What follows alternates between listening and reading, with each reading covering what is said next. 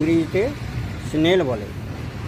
তারা কিভাবে মানুষের অগোচরে এসে গাছের পাতা খেয়ে জীবন ধারণ করে, অথচ আমরা ওকে ক্ষুদ্র প্রাণী হিসাবে চিনি।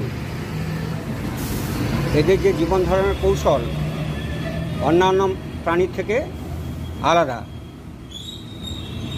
এদের দেখুন, এদের যেই সুরগুলি আছে, এই দেখছেন, এই সিঁড়িগুলোকে আমি একটু যখন মৃদু স্পর্শ করব, এই দেখুন দেখুন এই যখন মৃদু স্পর্শ করছি, এই কী করছে, তা নিজের বাড়ির মধ্যে ঢুকে যাচ্ছে।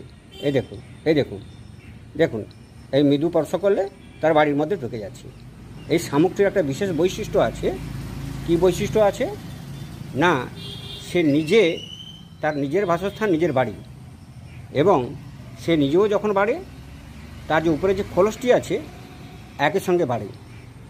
আর যখন আমরা মানুষেরা যখন বিপদের সম্মুখীন হই, ঝড় বৃষ্টি বাদলা, তখন কি করি না, ঘরের মধ্যে ঢুকে পড়ি।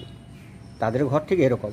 দেখুন, যখন বাইরে আঘাত পাচ্ছে তখন কি করছে দেখুন, এই এই এই তার ঘরের মধ্যে তার বাড়ির মধ্যে ঢুকে যাচ্ছে নিরাপদে আশ্রয়।